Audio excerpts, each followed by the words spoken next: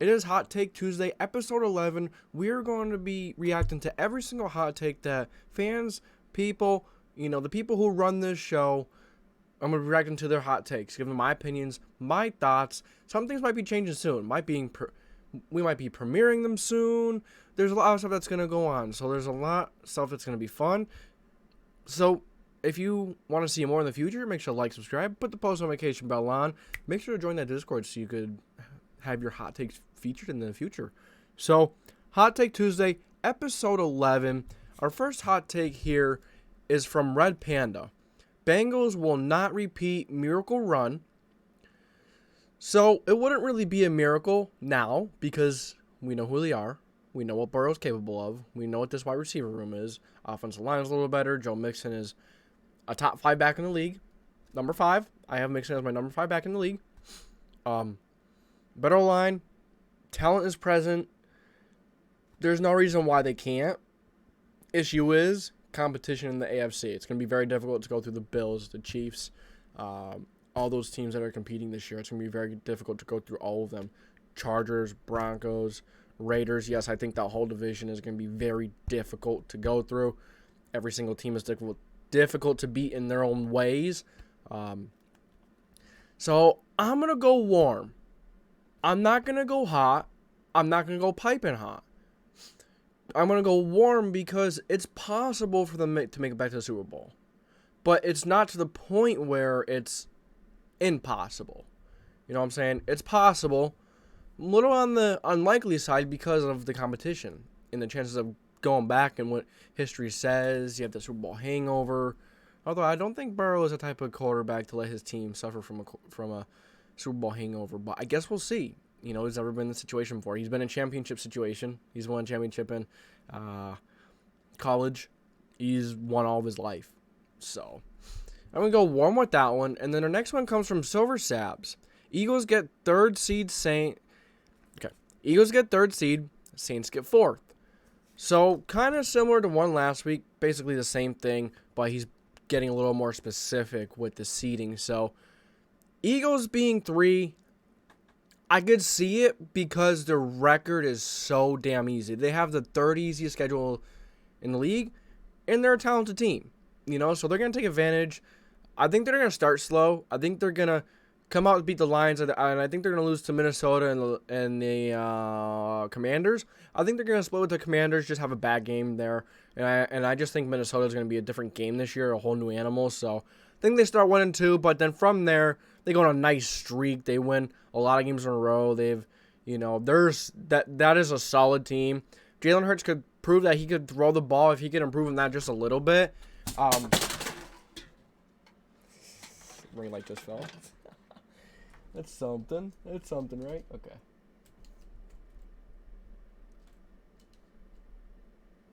We're just going to lean it against the wall. That's better. We're just going to lean it. Oh, no, the glare's... Whatever. It's good for now. But, yeah. Eagles getting third seed. I could see it. I could see them getting second seed. Because I could see the record being that good. But if they lose to the Vikings, I don't think they beat the Packers. Although I think they could beat the Packers. That's a very winnable game. They have a lot of interesting games on their schedule. They have a few difficult teams, but overall they have the third easiest schedule. And then, you talk about the Saints. I think the Saints are a decent team. We have to see what Jameis is up to. More about Jameis later. There's another hot take talking about Jameis. But I think Jameis is a very talented quarterback. But Sean Payton's gone now. Dennis Kelly. It's a new resume, new coaching guy. So, and, now there's tape on him in that system. A lot of times you see quarterbacks play really well in a new system, and teams just have a difficult time of, figuring out what they want to do. But after a few weeks, once they get some film and stuff, usually that changes and they revert back to what they were before. But, that's why I'm not overly high on Jameis Winston, because we didn't see, a full season. And now that teams have had a full offseason to study him in that system, I want to see how he's going to perform when teams know what he wants to do and know what he's going to be meant to do in that system. So he's basically saying both of these teams win their division as well. So I don't think the Saints are gonna take over the Bucs. Yeah, I get it. The Saints are better, and the Bucs are not as good. But Brady's not gonna tolerate much longer. Brady's gonna find a way to beat the Saints team. I think they're gonna split, and I think that's gonna be just enough. Tampa Bay does have a tough schedule though, so I could see Philly being number 3 seed in Tampa Bay 4. But it's Brady. He's gonna make do with what he has. They've had a lot of injuries on the offensive line so far.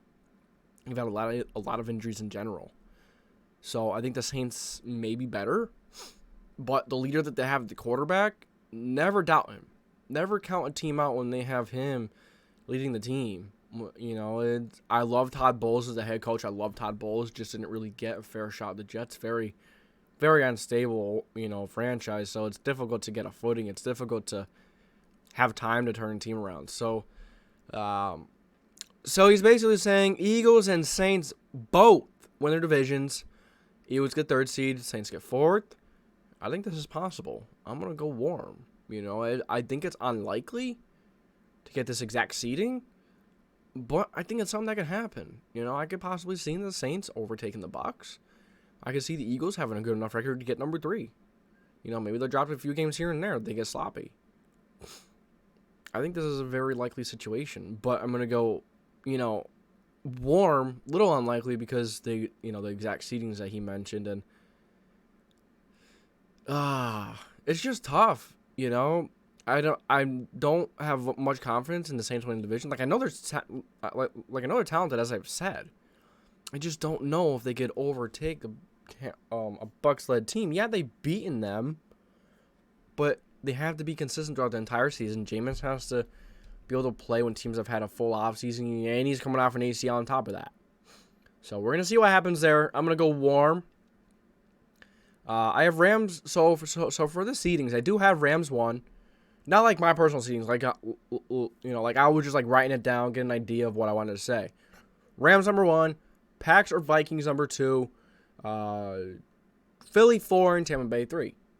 But I can see the Saints winning, being behind Philly, and Tampa Bay maybe having a lower seed, maybe not winning the division. It's possible, very possible. Anything's possible, and I think this is especially possible. So those are the first 2 hot takes, and then we have Big Boy Flex coming in with Barkley proves that he is a top star running back. So let me stop you right there. I'm giving you a cold right off the bat because we know Barkley's a star. We know how talented he is.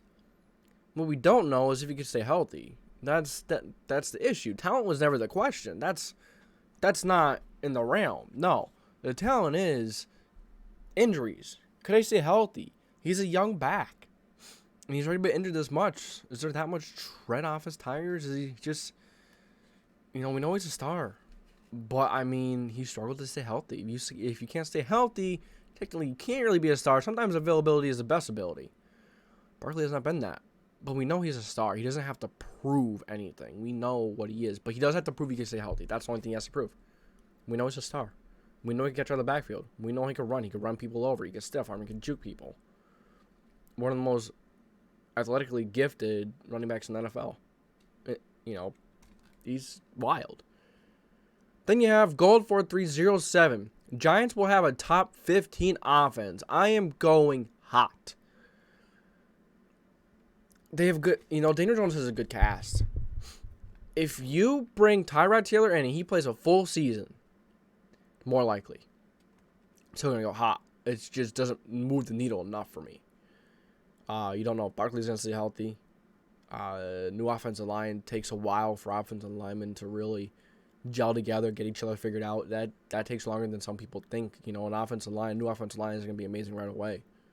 There's been plenty of times where great offensive lines, first few weeks, they just struggle because there's new faces. They have to learn each other. They have to learn what strengths, weaknesses, where they like to go, where they're best, what they're best at. Who's going to take this, who's going to take that block. They need to learn each other's instincts inside and out before they can play at the best of their ability. Takes a little longer to do that than you may think. So the offensive line is a big factor. Tyrod and Daniel Jones can move, though, so, that kind of eliminates a little bit. You got very good wide receivers. The wide receiver room is very good. You got Galladay when healthy, is a very good wide receiver. Kadarius Toney, Wan'Dale Robinson. You have a speedster in John Ross. They have a lot. Darius Slayton, they have a lot. Darius Slayton can't really get much separation. More like a, bring him in maybe 6-7 plays a game. He's very fast. Could take a top off a defense, just be a deep threat. I don't think he's anything crazy, but he's a very good deep rounder, very good deep receiver, and that's important. But he's kind of like a better version of John Ross, if you ask me. A little slower, much better version of John Ross. That's kind of a good comparison, just better. I'm not a fan of Daniel Jones. I'm not. I've never been a fan of Daniel Jones. I thought if he was given a decent cast, maybe. But and he was hurt last year. Let's get that straight. But Daniel Jones is not it. He is not it. Tyrod Taylor, I'd take Tyrod Taylor over Daniel Jones, but that's not going to move the needle much to maybe bump this up to maybe a warm.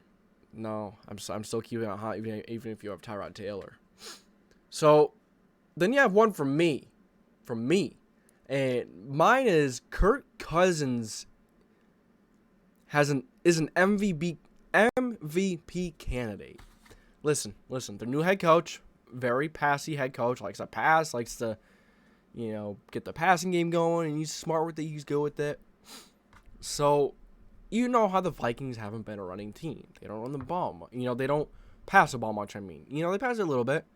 But I think Kirk Cousins is one of those quarterbacks, you give him a good cast, you give him Thielen, you give him Jefferson, Irv Smith Jr., I think he's better than people think. The offensive line is actually pretty solid. I actually like the offensive line. You got Christian Darrisaw, you have Chris Reed in the middle, you have a few pieces that can make this offensive line much better. I'm telling you, man, Kirk Cousins could be a candidate. He can make some rumblings. He's one of those quarterbacks. I'm not saying he's one of the best quarterbacks in the league. Hell no. He's not. In my opinion, no. Maybe 10 to 13, 12, something like that. But I'm not putting him in top 10. I'm just saying with his supporting cast, he could put up 40 or more touchdowns. He put up 32 touchdowns and 7 receptions last year. Those are pretty damn good numbers for people not liking him at all. Never been a huge Kirk fan, but when you do think about it, you put, kind of your bias aside a little bit. It's not that I didn't like him. Just never was really the biggest of a fan of him, but you got to look at it as a standpoint of an objective standpoint. He's got a coach who wants to pass more, and Jefferson, Cook, Osborne, if Osborne is anything. I'm telling you, man, Kirk Cousins is going to have himself a career year. And that could potentially push the Vikings into contention for the NFC. That's another topic for another day. So, we got two more hot takes here. So, we have Fishmaster21. Says, Jameis Winston wins Comeback Player of the Year. So, here are my top candidates for Comeback Player of the Year. Derrick Henry, Chase Young, CMC, Jameis Winston. So Derrick Henry comes back. He plays how we know Derrick Henry. He's winning it. Chase Young comes back, gets 13, 14 sacks, a few forced fumbles, maybe a pick, a lot of tackle for losses. Chase Young probably takes it. CMC comes back, is healthy all year, has a really good year. He's finds a way to have 1,000 yards rushing. He finds a way to have 700 yards receiving. He's going to win over Winston. All these guys, if they do any of this, they're going to have better chances than Winston. But if Winston does react, as I said earlier, if Winston does react to teams knowing him in the system better, if he could overcome that, which is very difficult to do. As I mentioned, when you come into a new scheme as a quarterback, as a somewhat talented quarterback, you start running your old plays, you're in a new system. Teams don't know what you're going to want to do. Teams don't know what you could do in that system. Give them a few games, put some film up. These guys are the best in the world. These other teams, the scouting, the players, the coaches, they're the best in the world. They're professional. They're in the National Football League for a reason. They're going to pick it up quick, and they're going to try to stop you as fast as they could. So if he can't, and the ACL on top of that. So I think it's warm. I think it's unlikely, but I could see someone making a case for putting it at cool. I could absolutely see cool as a case. So in the case, but yeah, man, Winston has a good chance. If Derrick Henry does Derrick Henry, probably not. Chase Young gets 13, 14 sacks, 3 forced fumbles, interception, tackles for losses, a boatload of those. He's probably going to get it. CMC has a CMC crazy year like he did in that one year. He wins it. Winston just has to. I just have to see what he does when teams know what he wants to do now, and I need to see him come off the knee injury. Knee injuries aren't that difficult to come back from nowadays. I'm saying this. I don't know how it is to come back from it, but from what I've seen, when players come back, I'm not saying it's an easy recovery. Hell no, I didn't mean to say it that. I meant to say it that medicine and science has come so far that they could just, it doesn't take forever, or no, they could have the best recovery possible and come back and not let it have a huge effect on them. You know what I'm saying? So maybe Winston has no problem. He gets right back into it and he plays like he did last year. If he plays like he did last year all season, he's going to win MVP. Or not MVP, comeback player of the year. Last one. Sports Lover 247. Justin Herbert wins MVP. MVP.